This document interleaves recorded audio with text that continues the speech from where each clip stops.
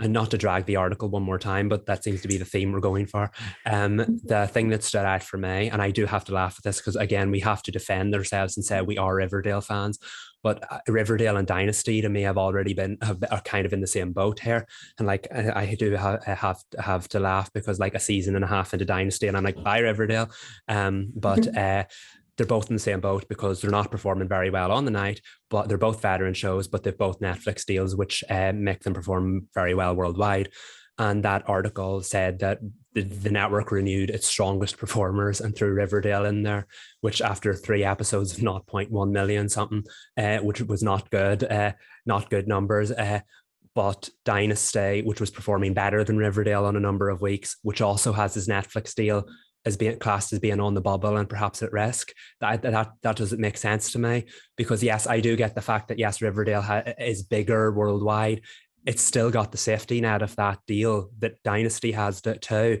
Riverdale is not performing well anymore on the CW. It's not one of the network's biggest performers. And if you look at the weekly list of its top 10 performers or top 12, however many are on it during the week, Riverdale is constantly either bottom or second from bottom.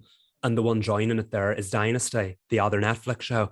So if that deal has kept Dynasty safe, or Riverdale safe for this long, and has also kept Dynasty safe for this long, why wouldn't it continue to do so? If Netflix is willing to pay the money again for another year, the CW should not turn around and say, no, we're not going to take that deal and we're going to take a risk on a new show that won't perform well on Friday nights. That's not good business. So that to me is why Dynasty deserves and why it should probably be safe for another season. There it is. Love that. Love that. That was a whole moment, and it's filled with so much truth. Like, I know, those are facts.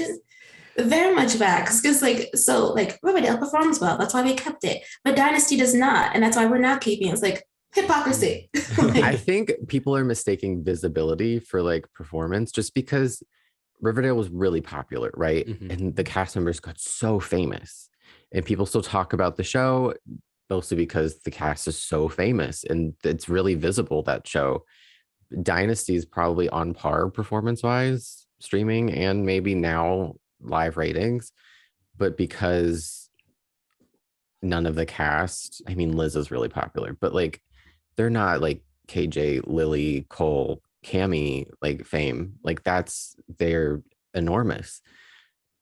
And I think it's a mistake to say Riverdale is such a strong performer. It's like, no, it's just really visible. Like people just talk about it more, and that doesn't mean anything in the long run.